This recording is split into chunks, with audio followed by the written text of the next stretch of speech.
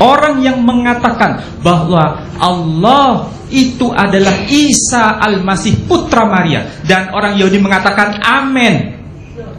Orang Yahudi mengatakan amin. Sampai sekarang orang Yahudi mengatakan tidak ada Yahweh yang menjadi manusia.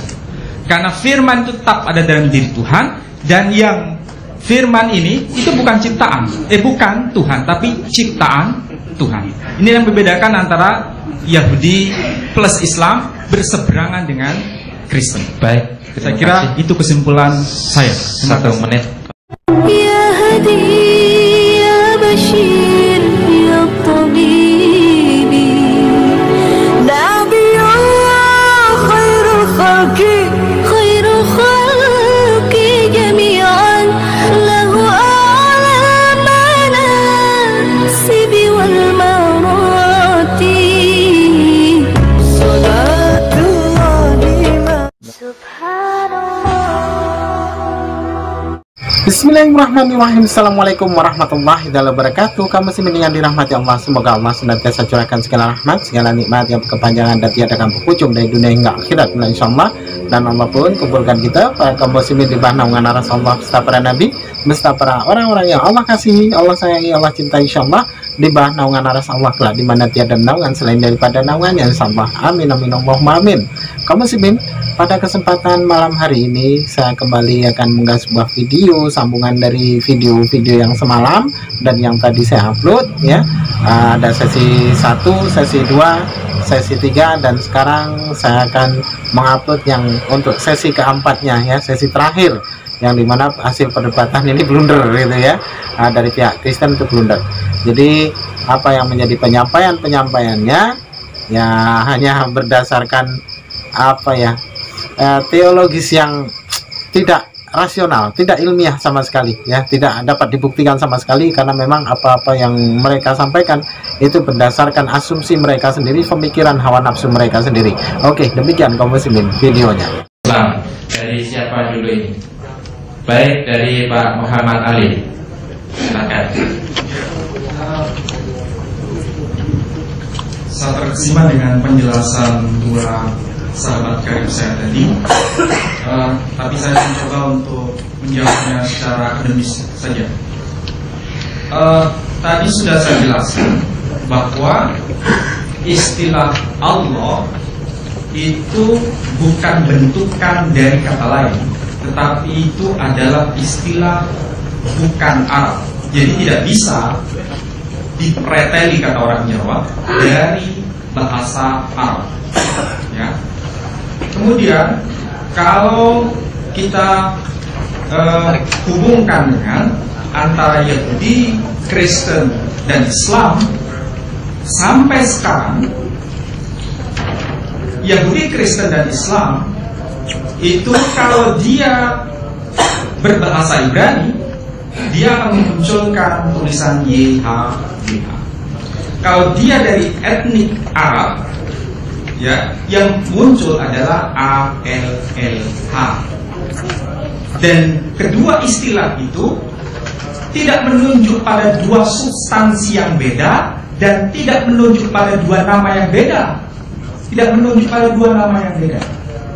Sekali lagi saya tegaskan, tidak menunjuk pada dua nama yang beda, karena tadi saya jelaskan, karena istilah Allah bukan dari al-ilah, tapi betul-betul itu mustaq, ghair mustaq, bukan bentukan dari kosakata Arab. Jadi itu betul-betul berasal dari Ibrahim, yang kemudian bergeser dalam bahasa Ibrani muncul huruf alif, lam, lam, ha, yang dalam bahasa Ibrani jadi YHWH.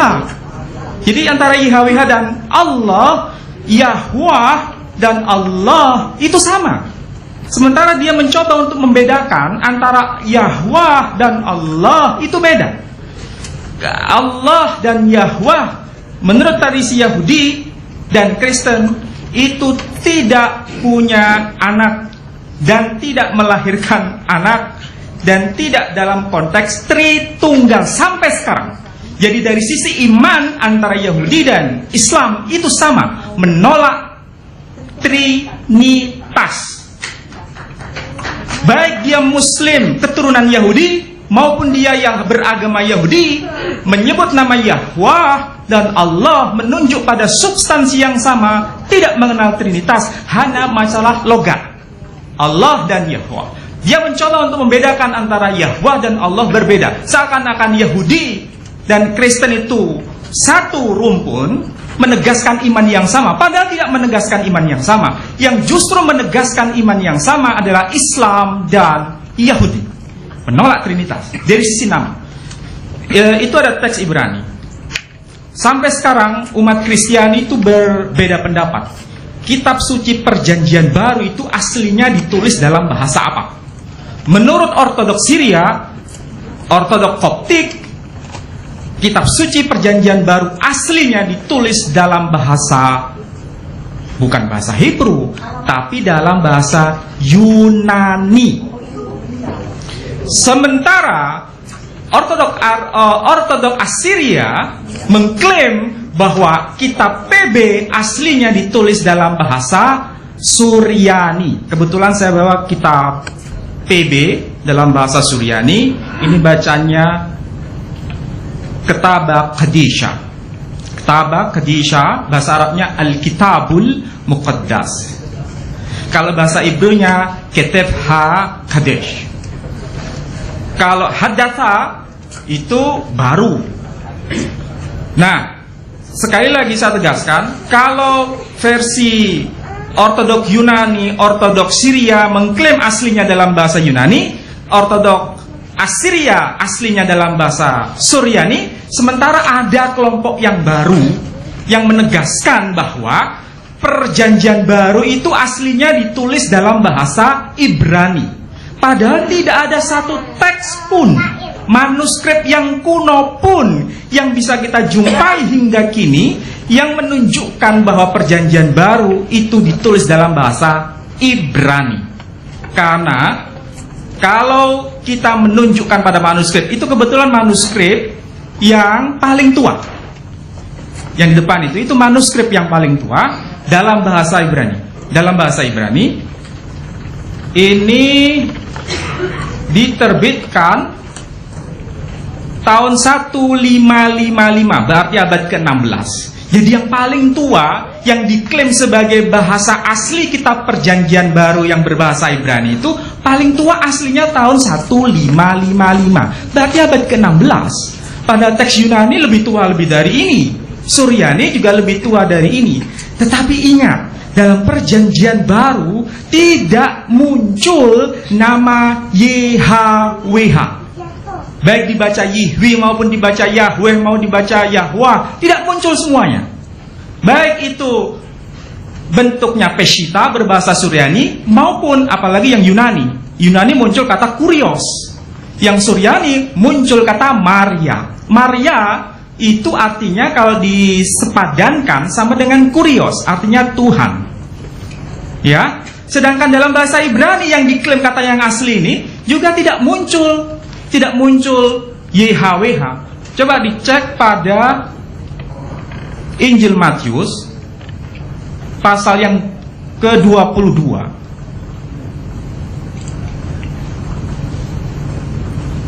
Silakan dibuka pada pasal yang ke-22.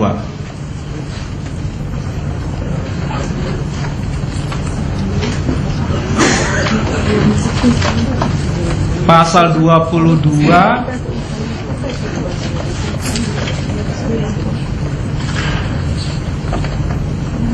ayat yang ke-36. Ayat yang ke-36. Tolong ada yang bisa baca terjemahan Indonesianya? Mungkin saya bisa dibantu. Nah, ini yang NLT ya. Mungkin Bapak yang paling ujung bisa tolong bacakan kali yang di sini. Ya. Silakan. Dibacakan ILT ya. Bukan. Ya, betul. Guru, manakah perintah terbesar di dalam Taurat?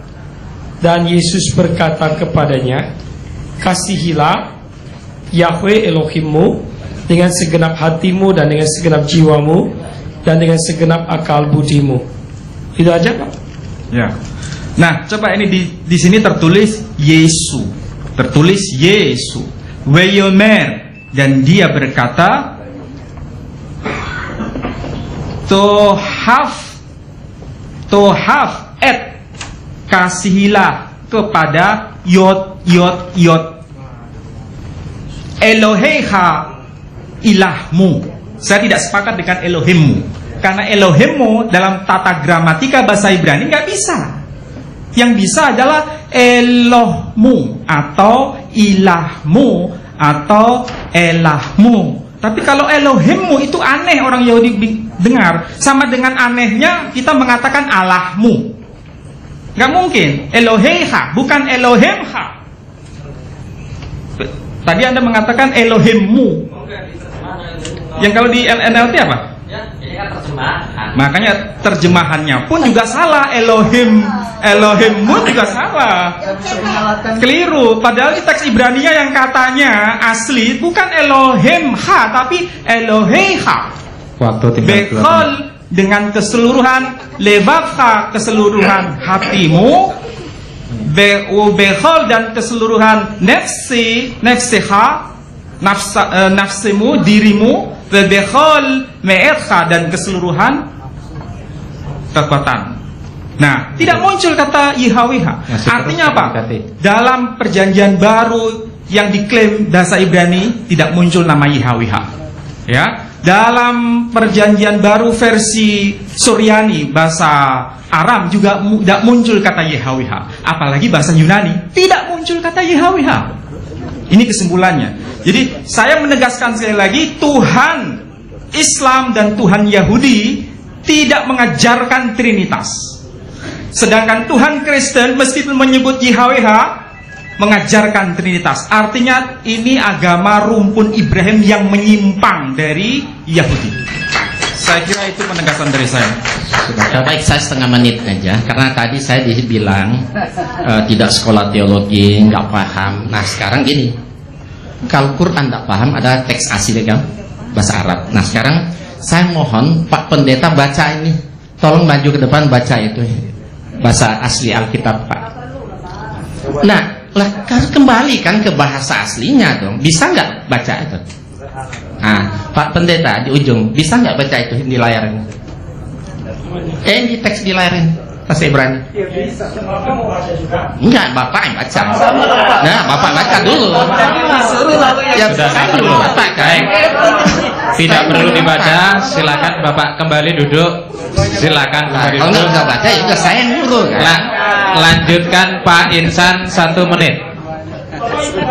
Silakan Pak Dia Insan. juga kan nggak bisa baca, ya udah sama aja jadi ya udah. Sama-sama tidak bisa membaca, nggak boleh saling membaca. Silakan Pak Insan 1 menit. Sudah. Baik Bapak Ibu Saudara sekalian, jadi kalau sama-sama majunya nanti tukar roti nanti. Tukar snack ya. Tidak bisa diambil Yahweh dan perjanjian apa namanya. Jadi saya kagok gara-gara tukar roti ini ya. Dalam perjanjian baru tidak muncul bahasa ZHWH dan seterusnya. Baik, sekarang waktu Bapak Ibu jauh-jauh datang dan menunggu, diberikan waktu untuk memberikan tanggapan, respon, sharing atau bertanya. Silahkan dari sini pihak Muslim 2, dari pihak Islam Muslim 2, Kristen 2. 1, 2, kemudian 1, 2. Muslim Pak? Kristen. Muslim? Kristen. Oh Kristen, bukan Muslim 2. Yang Muslim satu lagi? Muslim 2, sini 2. Muslim 2, sini 2. Satu orang satu pertanyaan, nggak boleh lebih. Lebih dari satu pertanyaan bayar.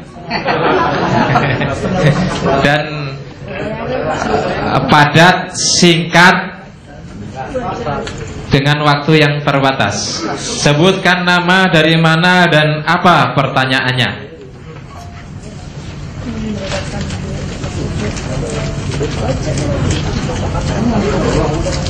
Salam sejahtera buat kita semua. Ini saya mau menanggapi tentang nama saya Jerry dari Bekasi. Juheri. Jerry. Oh janganlah. Saya mau menanggapi Tomnya nggak ada. pernyataan-pernyataan Pak Ihsan di mana dia mengatakan Tuhan orang Bible, Tuhan orang Kristen tidak maha tahu. Nah sekarang pertanyaan saya untuk Pak Ihsan, kalau emang Tuhannya orang Islam maha tahu, kenapa di dalam surat 19 ayat 71 orang Islam kayaknya kok dimasukin neraka semua? Lalu ayat 72-nya dilihat lalu diangkat orang-orang yang kelihatan takwa. Berarti pada waktu dimasukin orang Islam ke dalam neraka, Allah itu nggak maha tahu, semuanya dimasukin dulu. Lalu dilihat-lihat, baru dia masukin. Kalau lihat ada yang takwa, dia masukin ke dalam surga. Jadi sini jelas, bahwa di sini jelas bahwa Allahnya orang Islam itu tidak maha tahu kalau semuanya dicemplungin ke dalam neraka. Baik, terima kasih sudah kami pahami. Satu lagi dari tadi siapa tadi yang ngajukan? Ini Pak, baik Pak, silakan Pak. Haryanto Setiadi Pak dari Bekasi. Siapa Pak? Haryanto Setiadi. Haryanto Setiadi. Kayaknya pernah ketemu saya. Belum Pak. Oh belum. Dalam mimpi Pak. Oh iya Pak. Ini Pak, ini nggak bertanya, cuman tentang istilah Elohimmu itu Pak. Iya. Ya. Itu di pengantar dari kitab suci ILT itu pernah saya baca, itu diusulkan oleh dia tidak memakai kata Allah, memang yang betul itu ilah, tapi karena konotasinya ilah itu sudah agak terlanjur jelek, dia mengusulkan Elohim. Jadi Elohim itu sebutan. Jadi Elohimmu, Elohimku. Jadi diusulkan itu di pengantarnya Pak. Ya. Mungkin iya itu. Baik. Ada satu lagi Pak ini. Tidak Pak. Jadi sepakat satu-satu Pak. Jadi biar yang lain tidak ngiri. Silakan Bapak, sudah kami tangkap Pak. Apa maksud Bapak?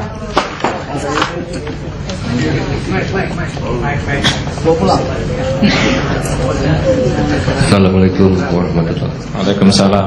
Yang terhormat Bapak-Bapak dari pihak Kristen Pak Gerson dan Pak Stephen. Ada satu Pak siapa Pak? Oh iya maaf Pak. Saya Wicaksono dari Kelapa Gading. Iya Pak Wicaksono. Membahas mengenai nama Tuhan Kristen dan Islam. Intinya adalah dari pemaparan yang semakin mendalam terdengar bahwa Tuhan Kristen menyelamatkan.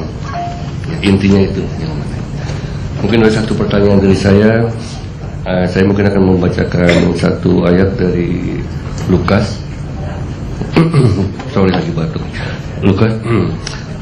Kalau memang Tuhan itu menyelamatkan, kita coba lihat teks di sini. Pasal berapa ayat berapa? Pasal 22 ayat 43. Maka seorang malaikat dari langit menampakkan diri kepadanya untuk memberi kekuatan kepadanya. Ia sangat ketakutan dan makin bersungguh-sungguh berdoa. Peluhnya menjadi seperti titik-titik darah yang bertetesan ke tanah. Itu artinya di sini saya membaca juga, mohon maaf agak bingung juga, karena bagaimana Tuhan yang Bapak percaya Yesus sebagai Tuhan diberi kekuatan oleh malaikat. Kemudian Yesus yang sebagai Tuhan itu sendiri mempunyai rasa yang sangat ketakutan sehingga peluhnya menjadi seperti titik-titik darah ketika ia berdoa. Itu saja Pak, terima kasih. Baik, terima kasih Pak Wicaksono. Satu lagi dari Islam. Kalau tidak ada, langsung saja silakan yang terakhir tadi, mumpung masih ingat. Iya Pak, itu Dijawab. pertanyaan yang sangat bagus sekali. Nah, sebelumnya saya jangan supaya tidak lupa. Ya, maaf kalau tadi sempat ngomong sedikit agak tidak nyaman untuk Pak Moko Ginta. Ya, sorry Pak ya tadi ya. Mungkin biasa masih sedikit kurang ya. Sorry soal tadi yang tidak sekolah teologi. Ya, itu aja. Masalah, karena itu sama aja. Ente juga nggak bisa baca Ibrani tadi pada dasarnya kan. Ya. Oh ya udah. Silakan Pak. Kalau saya bisa baca Quran. Langsung kitab asli. Langsung kepada pertanyaan Pak Wicaksono tadi. Silakan Pak. Kristus dalam perspektif iman Kristen itu tidak hanya dilihat dari segi keilahiannya, tapi juga dilihat dari segi kemanusiaannya. Jadi inilah bidang yang kita sebut dalam sistematik teologi, masuk dalam kristologi. Nah, kristologi itu tidak monofisik seperti ajaran Nestorius atau Arius dalam sejarah gereja. Jadi kami meyakini bahwa dialah Tuhan 100%, tapi dia juga manusia 100%. Bila mana dia adalah Tuhan 100%, Pak, tidak mungkin. Malah Bapak bisa ketawa lagi membaca ayat-ayat lain, dia lapar, dia tertidur. Saya bisa menyampaikan lebih banyak lagi, Pak. Bukan cuma Lukas 22. Dia lapar, dia marah, ya dia tertidur, dia letih, dia menangis 3 kali ditulis. Mungkin Bapak akan lihat ketawa lagi. Saya juga bisa tertawa, Pak. Ya, kok Tuhan bisa nangis, yang benar saja. Tapi lihatlah bahwa dia justru dalam aspek manusianya. Kalau aspek manusia, saya pikir itu hal yang wajar. Kodrati, dia bisa lapar. Tapi kalau dia bukan manusia, Pak, Bapak nggak bisa menjama jubahnya. Bapak nggak bisa berbicara sama dia. Sebab siapakah kita? Dia terlalu agung. Kecuali dia datang dalam bentuk roh, kadang kelihatan, penampakan, kadang enggak. Itu sudah lain ceritanya, Pak. Kita bisa akan melihat lagi ini ghost atau human, ya kan? Justru dalam bentuk kemanusiaannya, dia lahir dengan silsilah Daud di Bethlehem, kemudian dengan tipologi nubuatan-nubuatan, kemudian memang dia datang dalam istilah menjelma atau inkarnasio, incarnate, mengambil daging tubuh, tapi dia adalah Tuhan yang datang. Mungkin ada yang tertawa, kok Tuhan bisa disalib, datang kepada wanita lalu dilahirkan oleh Roh Kudus. Pak, di dalam Islam pun mengakui bahwa Allah, atau saya tidak sebut Allah lah ya, di dalam agama mengakui Tuhan, kita pakai istilah netral di sini, Tuhan itu maha kuasa. Dia juga ada di sini. Bapak percaya dia bisa hadir di sini? Amin. Dia juga bisa hadir di dalam kolong sini. Amin. Dia juga bisa di bawah, Pak, kalau dia mau. Nah, kalau dia bisa masuk ke rahim seorang wanita, apakah itu mustahil? Enggak. Tidak juga. Dia bisa. Jadi salah satu, saya sebut salah satu karyanya adalah dia menginkarnate, mengambil daging, barulah dia bisa menyapa manusia. Saya terus terang bersyukur, ada Tuhan yang saya kenal tidak transendental, tapi imanental. Transendental terlalu jauh, harus dipanggil dengan keras baru kedengaran misalnya. Tapi dia dekat kepada saya, maka saya bisa memanggil dia Abi, Abah, Bapak. Nah, kalau soal Tritunggal, Pak, saya punya bahan yang bagus tentang hal ini. Tapi perhatikan bahwa kalau di dunia Islam mengklaim bahwa monoteisme itu ada pada Muslim, saya pikir itu salah sekali pemikiran demikian. Kenapa? Karena bangsa pertama yang mengekspresikan, memproklamirkan monoteisme, Tuhan itu Esa, bangsa Israel. Kenapa? Karena bangsa-bangsa kuno kayak Arab kuno, Yunani kuno, Romawi kuno, semuanya itu politeisme. Karena di dalam Arab pun juga ada kepercayaan Allah. Sorry ya, buku-buku ulama yang saya baca punya anak, Al-Lata, Al-Uzza, Al-Manah, dan Al-Hubal. Kalau tidak salah, maafkan kalau saya salah. Ya, maafkan saya kalau saya salah, mohon dikoreksi, saya juga manusia ya. Tapi itu data yang saya dapat, Pak. Nah, jadi artinya itu semua didirikan oleh Muhammad, jadi mengadopsi nilai-nilai monoteisme dari Yudaism masuk ke Islam itu. Nah, tapi sebab pertama kali didengungkan oleh Ibrani adalah apa? Shema, Pak Mokoyinta, saya akan tuliskan dalam Ibrani nanti. Shema Israel, Yahweh Elohenu, Yahweh Echad. Dengarlah hai Israel, Yahweh Elohim, Elohenu, Tuhan kita adalah Esa, Echad. Nah, salah satu orang Indonesia pertama kali lulus dari Universitas Haifa, tidak ada lagi orang Indonesia lulus dari universitas terkenal ini, Benjamin Ketang. Waktu habis. Oh sorry ya, sebentar sedikit. Benjamin Ketang pernah dialog sama Rektor IAIN Jakarta, ya, di TV Metro TV, sempat bicara. Dia mengatakan, maaf Pak, monoteisme bukan berasal dari Muslim, monoteisme pertama muncul dari Yudaism dengan kalimat Shema Israel, Yahweh Eloheinu, Yahweh Echad. Nah, kalau soal Tritunggal, Pak, menarik suatu saat kita bincang-bincang, Pak. Kami tidak punya konsep ada 3 Tuhan, Pak. Tidak. Kami tetap pada monoteisme tauhid. Tepuk tangan. Oke, Pak. Semoga bisa menjawab, Pak, ya. Baik, silakan, Pak. Lanjut. Langsung, baik dari Islam, baik Pak Insan, Halas Mokoginta, silakan. Ya, baik. Tadi ada menanyakan ke saya tentang surat 19, surat Maryam 71, 72, katanya Allah tidak maha tahu, ya. Kenapa kok orang harus dimasukin ke dalam neraka kemudian diangkat? Memang pada ayat 71 dan tidak ada seorang pun daripadamu melainkan mendatangi neraka.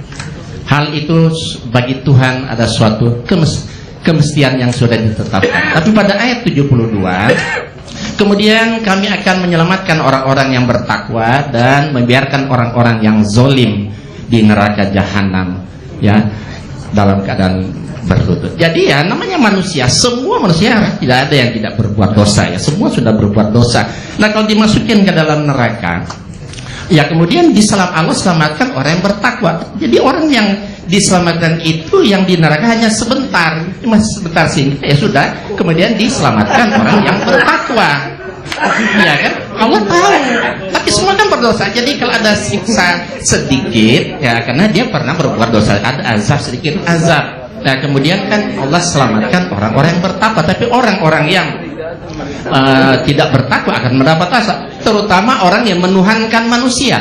Karena dalam Islam setiap orang yang menuhankan manusia itu dia kekal di api neraka. Justru yang menyembah kepada Tuhan-Tuhan selain Allah, justru itu nggak akan pernah diselamatkan oleh Allah. Tapi orang bertakwa akan diselamatkan oleh Allah. Nah, kemudian kalau kita lihat tadi, ini ada pertanyaan dari Pak tadi, saya ingin menanggapi sedikit. Nah, ya kita lihat.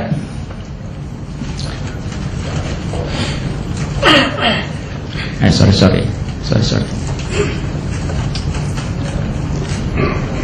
Nah ini, maka seorang malaikat dari langit akan menampakkan diri kepadanya. Terus Yesus ketakutan karena dia 100% Tuhan, 100% manusia.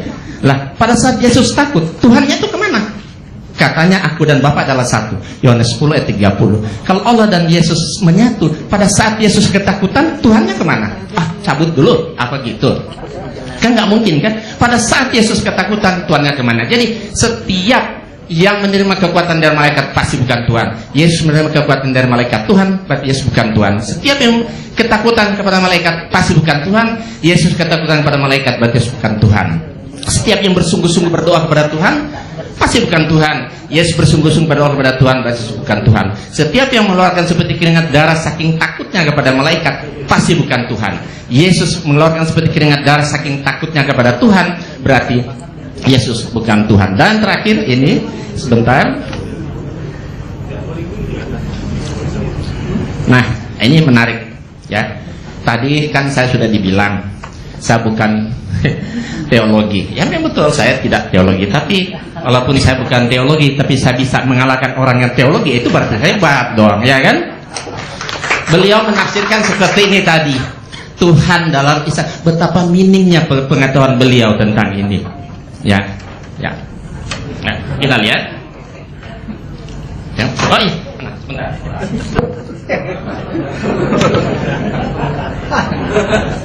Habis baterainya.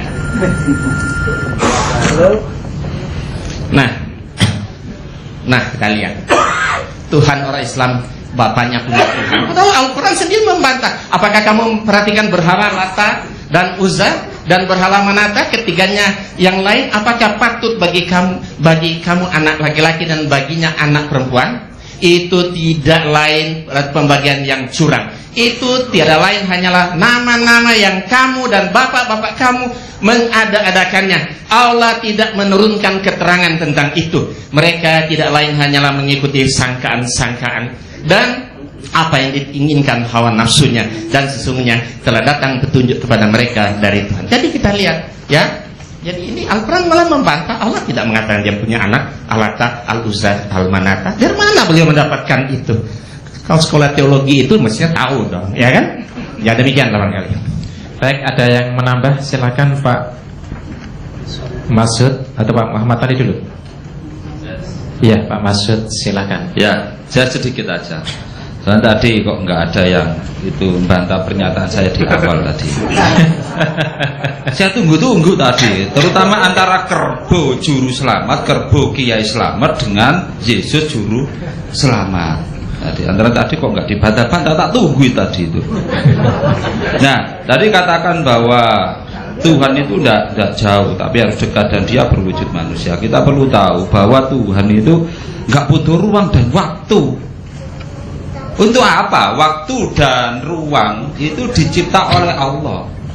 Nah, apakah kalau nggak ada ruang dan waktu terus Allah nggak ada? Terus tinggal di mana? Apa melayang-layang gitu? Seperti yang diceritakan dalam kitab Kejadian pasal 1. Ya, Allah nggak butuh ruang dan waktu, sehingga karena nggak butuh ruang dan waktu, Allah itu lebih dekat dengan manusia daripada manusia dengan urat leher mereka sendiri. Ya. Karena apa? Karena nggak butuh jarak, nggak butuh tempat. Nah, ini. Nah, selanjutnya, wah. Kemudian saya kira tentang masalah bahwa Yesus itu Tuhan, kemudian masalah Trinitas. Ayat Trinitas itu yang pertama. Ya, seperti pada Yohanes 1 pasal 1, pada mulanya adalah firman, dan firman itu bersama-sama dengan Tuhan, dan firman itu adalah Tuhan. Kalau firman itu adalah Tuhan, ya jelas salah. Kalau firman itu adalah dari Tuhan, betul. Kalau firman adalah Tuhan, salah. Nah, menurut anggapan orang-orang Kristen, bahwa firman itu menjadi manusia, yaitu Yesus. Yesus itulah firman yang hidup. Itu tambah salah lagi kalau dalam konotasi. Oleh karena itu dibantah oleh kelompok Mu'tazilah yang dalam Islam itu juga dianggap sesat, bahwa kalamullah, firman Allah itu adalah makhluk. Yang Kristen salah yang mengatakan firman adalah Tuhan, yang Mu'tazilah juga salah mengatakan bahwa firman itu adalah makhluk. Lah terus apa firman itu? Ya firman itu ya firman, nggak ada yang lain. Kalau bapak-bapak ngomong, apakah perkataan saya itu saya, ataukah perkataan saya itu buatan saya? Juga bukan. Buatan siapa? Siapa yang membuat? Apakah saya membuat? Ya bukan, itu pekerjaan. Ya kan? Pekerjaan, perkataan. Apakah melihat ini kemudian kita yang membuat? Ya kan? Melihat itu apa buatan kita? Gak mungkin itu. Ya kan? Nah, ini. Nah, selanjutnya ayat Trinitas. Ya, Yohanes 1 pasal 5 ayat 6 sampai 8. Yang berbunyi, inilah dia yang datang dengan air dan darah, Yesus. Dan dia tidak hanya datang dengan air dan darah, melainkan ia datang dengan air dan darah dan Roh yang memberi kesaksian. Itu ayatnya kan, yang ayat ada 3 yang memberi kesaksian di surga, Bapa, Firman, dan Roh Kudus. Itu kan ayatnya kan baru muncul pada abad ke-16. Sebelum abad ke-16 tidak ada itu. Ya, nggak ada, itu tambahan itu. Padahal menurut kitab Wahyu pasal 22 di bagian penutup, itu siapa yang menambah ayat-ayat yang dikategorikan sebagai firman Tuhan, itu akan mendapatkan celaka dan dicabut dari akan mendapatkan celaka, dan siapa yang mengurangi firman Tuhan itu akan dicabut dari pohon kehidupan dan dari kota kudus. Jadi ini ayat Trinitas itu palsu, nggak ada asalnya itu. Sementara itu, biar dilanjutkan dengan silakan. 1,5 menit. Saya menggenapi, istilahnya menggenapi ya, menyempurnakan. Begini, Yahudi Islam tidak ada konsep mengenai Trinitas, dan tidak ada konsep Yahweh atau Yehwah atau Allah menjelma menjadi manusia. Itu kesimpulannya. Dan firman itu posisinya di mana? Kalau Bapak Ibu membaca Perjanjian Baru, ketika Yesus dibaptiskan, dari langit muncul firman, inilah anakku yang kukasihi, dan kepadanya lah aku berkenan. Firman yang menyatakan begini, itu tetap melekat pada diri Tuhan. Kemudian firman itu menjadi manusia, ini bukan firman yang melekat pada diri Yahweh, tapi yang keluar, dan itu adalah ciptaan. Dan itu ciptaan. Sehingga di dalam Islam itu ada yang disebut kalam lafzi dan ada kalam nafsi. Kalam lafzi itu kalam yang diucapkan, dan ada kalam nafsi yang tetap melekat pada diri Allah. Jadi sangat tegas antara Yahudi dan Islam itu membedakan antara kalam yang tetap melekat pada diri Tuhan dan yang diucapkan, dan itu berarti apalagi yang menjelma menjadi manusia. Dan itu jelas sangat ditolak dalam tradisi Islam dan sangat ditolak dalam tradisi Yahudi. Makanya dalam Islam, laqad kafarul ladzina qalu innallaha huwal masih ibnu Maryam. Telah kafirlah, telah ingkarlah orang yang mengatakan bahwa Allah itu adalah Isa al-Masih putra Maria. Dan orang Yahudi mengatakan amin. Orang Yahudi mengatakan amin. Sampai sekarang orang Yahudi mengatakan tidak ada Yahweh yang menjadi manusia. Karena firman itu tetap ada dalam diri Tuhan, dan yang firman ini itu bukan ciptaan, bukan Tuhan, tapi ciptaan Tuhan. Ini yang membedakan antara Yahudi plus Islam berseberangan dengan Kristen. Baik, saya kira itu kesimpulan saya. 1 menit Menyimpang Pak tentang nama laki. Oke, tidak apa-apa. Jadi gini, memang konsep Tritunggal, memang Tritunggal ini dari dulu sekarang sampai kiamat itu jadi masalah. Ya, itu. Dan di Alkitab sendiri itu tidak ada kata-kata tulisan Tritunggal. Ya, ada Bapa, Putra, Roh Kudus. Nah, cuma karena beliau-beliau dari mindset Muslim menjelaskan, ya tidak sama. Artinya begini, ya, kunci rumah beliau nggak bisa buka rumah saya. Ya, kalau mau bicara tentang Tritunggal, nanti sediakan waktu, ya itu. Jadi hari ini kita temanya sama tidak nama Tuhannya orang Kristen dan orang Muslim. Ya itu, terima kasih Tuhan. Baik, terima kasih. Tepuk tangan kepada 5 pembicara kita. Kalau udah tepuk tangan begini kan jadi asik ini. Bapak, Ibu, dan saudara sekalian. Nah, demikian tadi Kaum Muslimin ya. Akhir dari perdebatan ya, sesi akhir dari perdebatan yang dimana ya kita semua ketahui blunder ya dari pihak Kristen memberikan pemaparannya. Pada akhirnya ya ke situ-situ juga gitu ya. Yang tadi sudah disampaikan lagi, yang tadi sudah sampaikan lagi, ketika berbagai macam banyak pertanyaan itu juga tidak terselesaikan dengan baik, karena memang ya hanya berdasarkan hawa nafsu mereka sendiri ketika mereka menjelaskan. Tidak ada yang dapat ilmiah dan tidak ada yang dapat masuk di akal ataupun logik gitu ya. Karena memang dari sekian banyak ya para pendeta, hampir keseluruhan malah ya, tidak sekian banyak tapi keseluruhan para pendeta ataupun orang-orang Kristen ketika mereka menyampaikan argumennya itu, mempertahankan keyakinannya, semua mereka tuh ngarang sendiri dan mencari pembenaran, bukan cari kebenaran tapi mencari pembenaran, yang dimana mereka terkadang gengsi yang mengakui kekalahan sehingga pada akhirnya blunder sendiri ketika menjawab pertanyaan-pertanyaan dari pihak Muslim kan begitu. Berbeda dengan Muslim yang diberikan pertanyaan itu dengan dalil-dalil yang lengkap dan semuanya itu dapat dipertanggungjawabkan atas segala sesuatu apa yang menjadi informasi yang terdapat di kitab suci kan itu ya, kitab suci Al-Quran tentunya di dalam Islam. Oke, demikian saja kaum muslimin yang dapat saya sampaikan. Saya Irfan Dusana. Wassalamualaikum warahmatullahi wabarakatuh. Ya Hadi ya Bashir